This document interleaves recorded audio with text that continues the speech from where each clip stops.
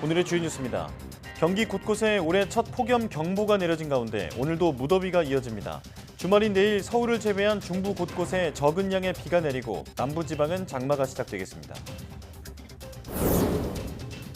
6월부터 35도 넘는 폭염이 시작되면서 올해 전력 수요가 빠르게 늘고 있습니다. 올여름 최대 전력 수요는 8월 둘째 주가 될 전망인데 전력 당국은 이를 대비해 신한울 2호기 등 원전 21기를 가동할 계획입니다. 지구 북반구를 휩쓸고 있는 무더위로 인명피해가 커지고 있습니다.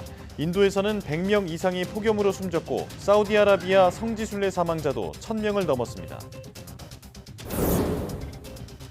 미국 보잉사의 유인 우주선 스타라이너의 지구 귀환이 또다시 연기됐습니다.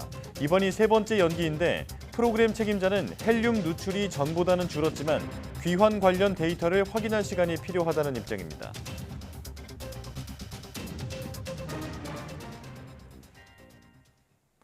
여러분 안녕하십니까? 6월 21일 사이언스 투데이입니다. 폭염 기세가 꺾이지 않으면서 서울은 어제도 35도를 넘는 무더위가 이어졌습니다. 제주도에서 시작한 장맛비는 내일 점차 남부 내륙까지 확대할 전망입니다. 김민경 기자입니다.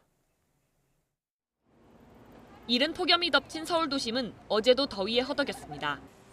뜨겁게 내리쬐는 햇볕에 양산을 꺼내든 사람들도 많아졌습니다. 작년에 6월엔 이렇게까지 안 더웠던 것 같은데 벌써 6월부터 더워져가지고 좀 걱정되고 양산을 사야 하나 좀 고민이 돼요. 요즘 모자 없으면 못 나갈 것 같아요. 펄펄 끓는 아스팔트에서는 연신 아지랑이가 피어오르고 그늘과 바닥 분수는 필수 코스가 됐습니다. 날씨가 너무 더워서 잘못 왔다고 생각했는데 물놀이 하니까 좋고 체험학습으로 왔는데 너무 좋았다고 생각해요. 서울 낮 기온은 35.4도. 이틀째 한여름 같은 날씨가 이어졌습니다. 경기도에도 올여름 첫 폭염 경보가 내려져 고양시 덕양구에선 기온이 37도까지 치솟았습니다. 북춘천 36.1도, 철원 35.8도, 동두천 35.2도 등 중부지방 곳곳에선 6월 중순 최고 기온을 새로 썼습니다. 남부지방은 흐린 날씨 속에 하루 만에 심한 폭염이 꺾여 낮 기온이 30도 아래로 뚝 떨어졌습니다. 제주도 부근으로 정체전선이 지나고 있기 때문인데 장맛비는 제주도에서 하루 더 이어진 뒤 주말 사이 남부 내륙으로 확대할 전망입니다. 정체전선이 점차 북상하면서 22일 남부지방에 장맛비가 시작되겠고 특히 전라권에는 최대 100mm 이상의 많은 비가 오는 곳도 있겠습니다. 중부에도 주말 사이 비가 내리겠지만 일부 지역에서 적은 양에 그칠 전망입니다. 기상청은 중부 장마는 예년보다 조금 늦은 다음 주 후반쯤 시작될 가능성이 클 것으로 내다보고 있습니다. YTN 김민경입니다. 장마가 시작된 제주에서 80년에 한 번 올 비가 내려서 14건의 피해가 발생했습니다. 서귀포와 고산 지역에는 어제 시간당 40에서 50mm의 폭우가 쏟아져 각각 220mm, 126.6mm의 비가 와 6월 1 강수량 2위를 기록했습니다. 지하 주차장이 침수되고 하수관이 역류하는 등 14건의 피해가 발생했습니다. 기상청은 주말부터 제주 전역의 지역에 많은 장맛비가 다시 내리겠다며 피해 없도록 주의해달라고 밝혔습니다. 지구 북반구를 휩쓸고 있는 무더위로 인명피해가 커지고 있습니다. 섭씨 50도까지 올라간 인도에서는 100명 이상의 열사병으로 숨졌고 사우디 성지순례 사망자도 1000명을 넘었습니다. 신웅진 기자입니다. 인도에서는 지난달부터 기온이 50도까지 올라가면서 희생자가 속출하고 있습니다. 인도 보건부는 이달 18일까지 110여 명이 열사병으로 숨졌다고 밝혔고 인도 시민단체는 이와는 별개로 뉴델리 내 노숙자 192명이 폭염으로 사망했다고 발표했습니다. 심지어 새까지 탈수로 죽어나갈 정도입니다. 지난 18일에는 밤 기온이 35.2도까지 올라 55년 만에 최고를 기록했습니다. पिछले 2 दिनों में हमारे पास काफ़ी मरीज़ आए हैं, लगभग 22 मरीज़ आए हैं टोटल, जिसमें 5 मरीज़ों की मौत भी हो गई है सस्पेक्टेड हीट स्ट्रोक की वजह से। 사우디아라비아 메카와 메디나에서 진행된 성지순례 사망자가 1000명을 넘겼습니다. AFP 통신이 집계한 바에 따르면 지난 14일부터 19일까지 하지 기간에 이집트, 파키스탄 등 10개국에서 온 방문자 중 1081명이 목숨을 잃은 것으로 파악됐습니다. 대부분 열사병으로 숨졌는데 지금도 환자가 3,000명에 육박하는 데다 실종자도 많아서 희생자는 더 늘어날 것으로 우려됩니다.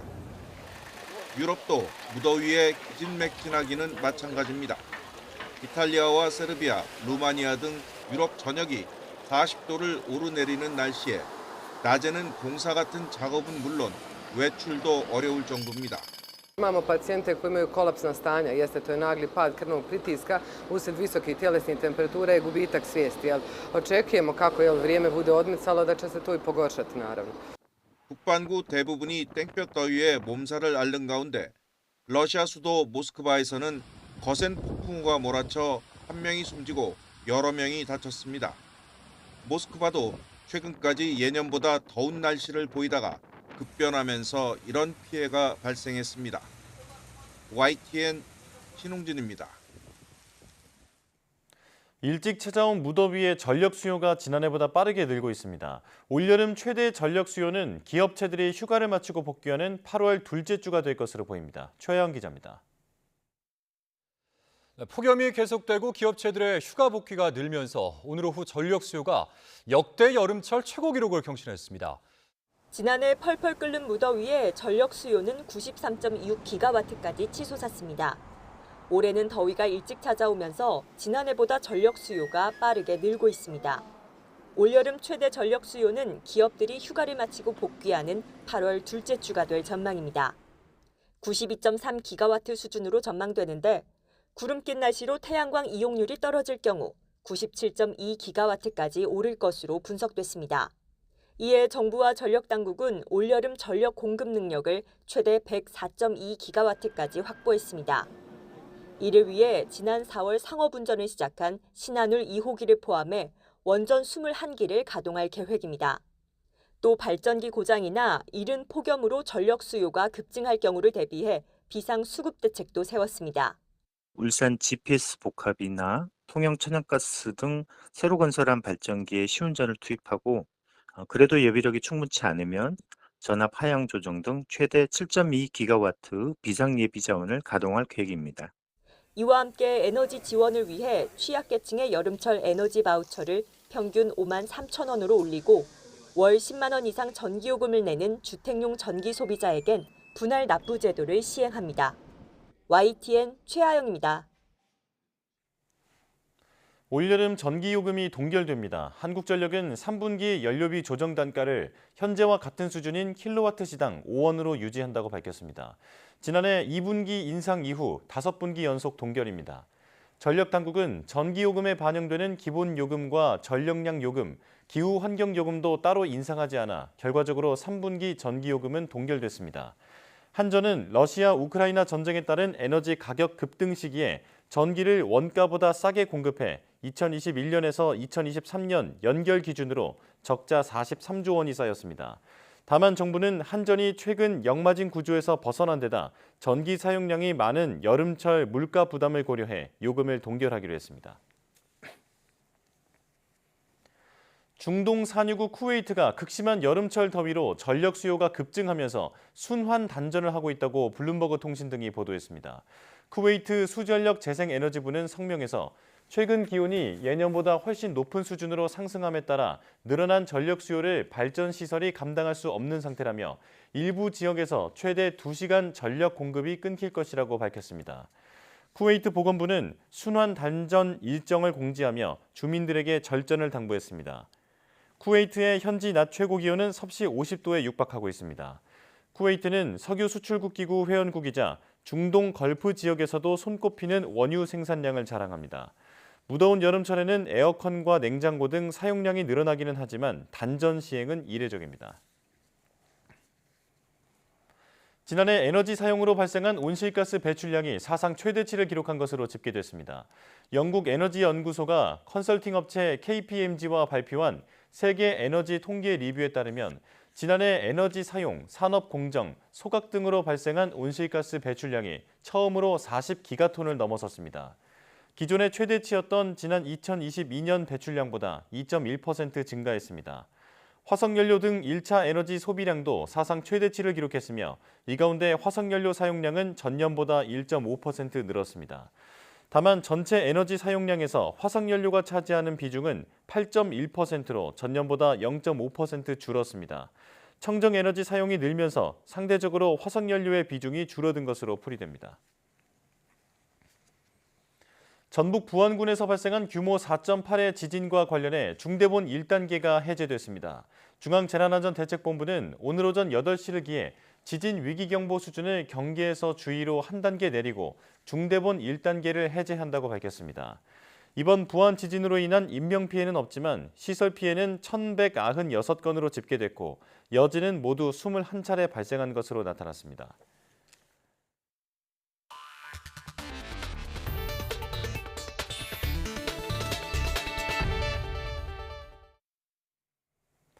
미국 보잉사의 유인 우주 캡슐 스타라이너의 지구 귀환이 오는 26일로 세 번째 연기됐습니다.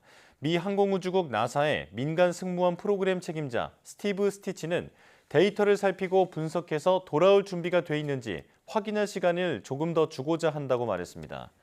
스타라이너는 앞서 헬륨 누출과 기동 추진기 문제로 두 차례 귀환이 연기돼 탑승 우주비행사 베리 부치 윌모어와 수니 윌리엄스는 원래 예정됐던 8일의 2배가 넘는 20일을 우주에서 보내게 됐습니다. 보잉의 스타라이너 프로그램 책임자인 마크 네피 부사장은 지금은 추진기가 잘 작동하고 있고 헬륨 누출도 전보다 줄었다며 스타라이너가 시험 목표 총 87개 가운데 77개를 달성했다고 말했습니다. 일본 소프트뱅크가 라인 야후 지분과 관련해 네이버와 아직 합의에 이르지 못했다고 밝혔습니다. 소프트뱅크와 라인 야후의 강점을 합쳐 시너지 효과를 내겠다며 실질적 지배를 강화해 나가겠다는 의지를 내비쳤습니다. 도쿄에서 김세호 특파원의 보도입니다. 네이버와 함께 라인 야후 지분을 양분하고 있는 소프트뱅크의 주주총회. 소프트뱅크는 라인 야후의 자본관계 재검토와 관련해 네이버와 아직 합의에 이르진 못했다고 밝혔습니다. 라인 야후から要請を受けてセキュリティガバナンスや事業戦略の観点でネイバーと継続して協議をしております。 지금으로선 합의 시점을 명확히 밝힐 수 없다며 쉽지 않음을 시사했습니다. 그러면서 자사의 강점과 라인 야후의 강점을 결합해 시너지 효과를 내겠다고 설명했습니다. 라인 야후의 실질적 지배 의지를 내비친 대목입니다. 圧倒的なユーザー数を有する LINE と Yahoo はサービス間の連携を促進。LINE、Yahoo、PayPay がもっとお得に使える LYP プレミアムサービスの提供を新たに開始するなど取り組みを加速させています。 앞서 라인 야후도 주주총회에서 네이버와의 시스템 분리를 계획보다 앞당기는 등 이른바 탈네이버를 가속화하겠다는 뜻을 재확인했습니다. 라인 야후의 지분을 양분하는 소프트뱅크와 네이버는 모든 가능성을 열어두고 협상에 나선다는 방침입니다. 하지만 라인 야후의 주가가 2021년 말보다 크게 떨어진 데다 엔저도 이어지고 있습니다. 네이버 입장에서는 현재 라인 야후 지분을 제값받고 팔기 쉽지 않다는 지적도 나옵니다. 이 때문에 소프트뱅크와 네이버가 라인 야후 지분 매각 협상에서 서로 간 이익의 균형을 맞추기까지는 상당한 시간이 걸릴 것이란 전망이 나옵니다. 도쿄에서 YTN 김세호입니다. 올해는 한반도에 감자가 들어온 지 200주년이 되는 해입니다. 감자는 척박한 땅에서도 잘 자라 궁핍했던 시절 배고픔을 해결해줬던 대표적인 구황작물인데요. 그러던 게 이제는 우리나라가 감자 원산지에 씨감자를 수출하는 감자 강국으로 자리 잡았습니다. 최명신 기자입니다. 유리 원실이 빼곡한 이곳은 국내 감자 연구 1번지인 고령지 농업연구소입니다. 감자는 영양 번식을 하는 탓에 한번 바이러스에 감염되면 다음 세대까지 이어질 수 있어서 무병 씨감자 확보가 절대적입니다. 이곳에선 수경 재배 방식으로 마그네슘과 칼슘 등 각종 영양분을 공급해 매년 16만 개의 무병 씨감자를 생산하고 있습니다. 국내에 감자가 전해진 건 200년 전인 1824년 조선 순조 때입니다. 나라가 어렵고 궁핍했을 때 척박한 환경에서도 잘 자라는 감자는 구황작물의 역할을 톡톡히 했습니다. 1961년 대관령에 감자특화 연구소가 문을 열면서 국내 감자 연구는 본격적인 시작을 알렸습니다. 그 우장충 박사께서 여기에 자리를 잡으셨습니다. 대관령이 여름에 서늘하기 때문에 그 서늘한 기후에서 잘 자라는 감자 재배하기에 가장 좋은 그런 조건을 가지고 있거든요. 그러다 1990년대 초 세계 최초로 수영 재배 기술을 이용한 무병 씨감자 생산과 증식 기술을 개발하는 쾌거를 이뤘습니다. 연구소가 지금까지 내놓은 품종만 47종에 달합니다. 이제는 감자 원산지 남미를 비롯해 아프리카와 아시아 지역 20개 국가에 무병 씨감자를 수출하는 감자 선진국으로 자리 잡았습니다. So we need in our country in general the average is around 400,000 ton. For seed. Now actually in our country we produce around 60 or 65% is locally produced. 유엔 산하 감자 연구소도 우리 씨감자 생산 기술 체계를 도입하는 등 한국 배우기에 열심입니다. 농진청은 국내 감자 전래 200주년을 맞아 그동안 연구개발 역사와 국제 협력 성과를 조명하는 국제 심포지엄을 열었습니다. K씨 감자가 식량 자원을 넘어 각종 화장품과 의약품으로까지 영역을 확장하면서 세계인의 주목을 받고 있습니다. YTN 주명순입니다. 전국적으로 비어있는 이른바 유휴시설이 갈수록 늘고 있습니다. 농림축산식품부는 이런 장소를 다양한 공간으로 바꾸고 있는데요. 전국 첫 유휴시설 공모 사업이 전남 보성에서 열매를 맺었습니다. 김범환 기자입니다. 전남 보성에 있는 5일 전통시장입니다. 오랫동안 쓰지 않고 비어있던 점포가 복합 문화 공간으로 탈바꿈했습니다.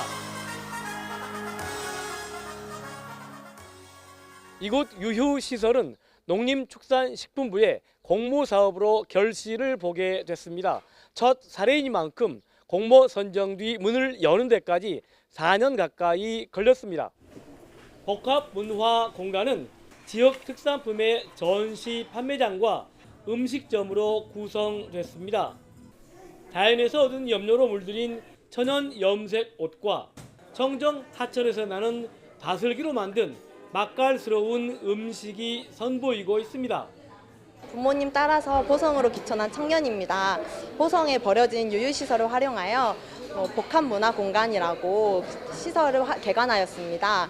보성에서 채취한 보성 다슬기를 이용한 음식점과 천연염색을 활용한 갤러리를 오픈하여 경제 일자리를 창출하고 보성의 핫플레이스로 거듭나고자 개관하였습니다. 특히 다슬기는 일일이 손으로 까야 하는 만큼 지역 어르신의 일자리 창출에도 이바지하게 됐습니다. 보성군은 앞으로도 유휴시설 활용 사업에 지원을 아끼지 않을 예정입니다.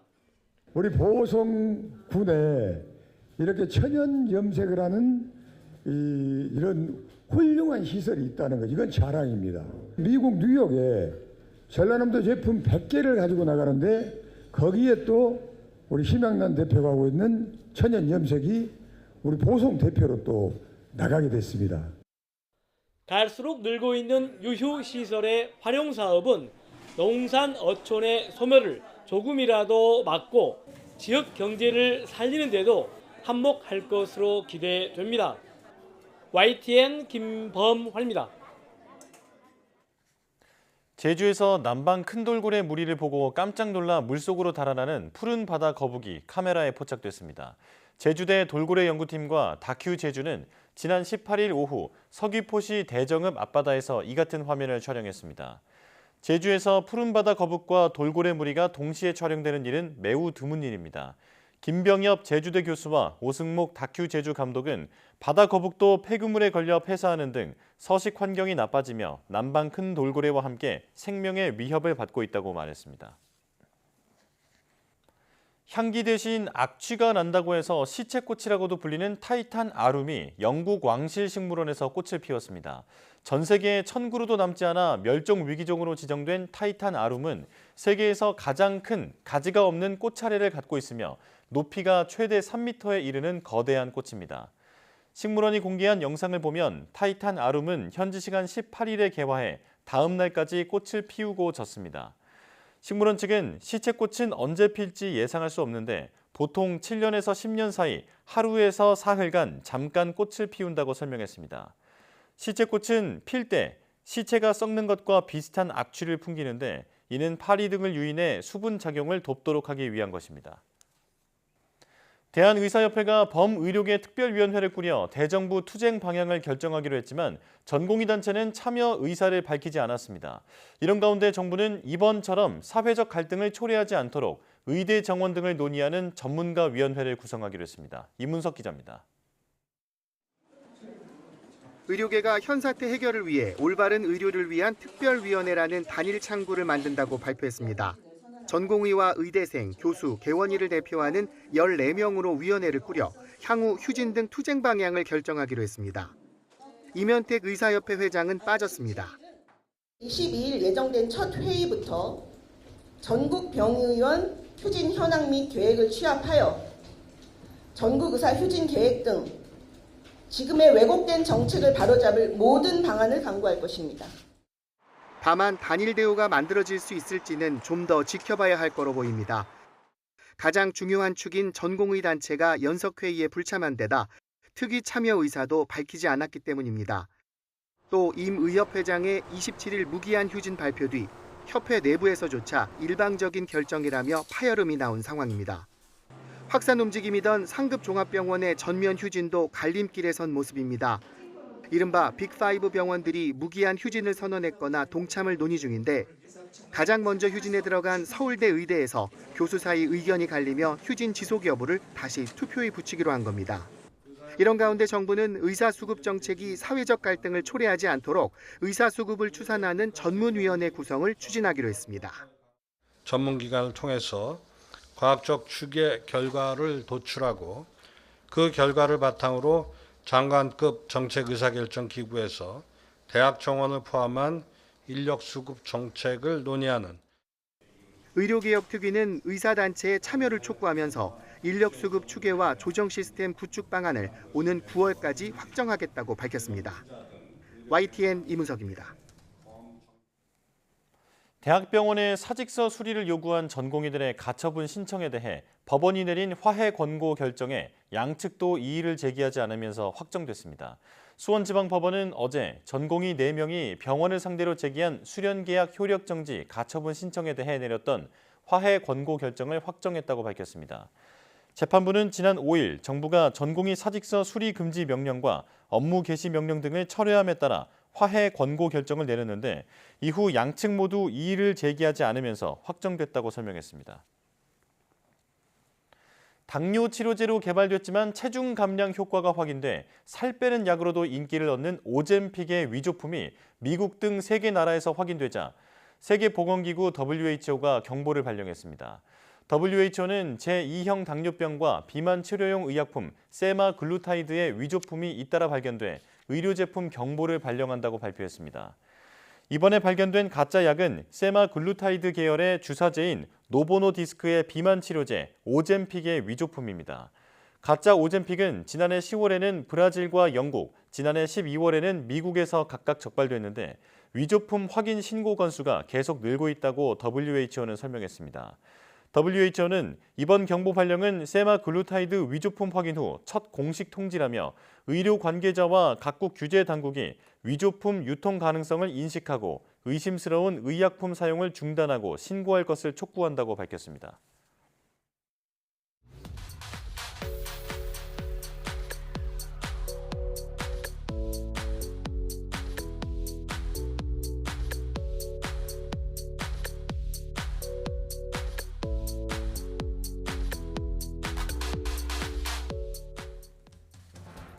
연일 이어지는 폭염에 에어컨 실외기에서 화재가 발생하는 일이 잦아지고 있습니다. 실외기 화재는 과열로 손상된 전선에 먼지나 벌레 사체 등이 쌓여 시작되는데요. 주변을 깨끗이 청소하고 벽과 10cm 이상 떨어뜨리고 환기구를 열어 열이 잘 빠져나가도록 해야 화재를 예방할 수 있습니다. 뉴스 마칩니다. 고맙습니다.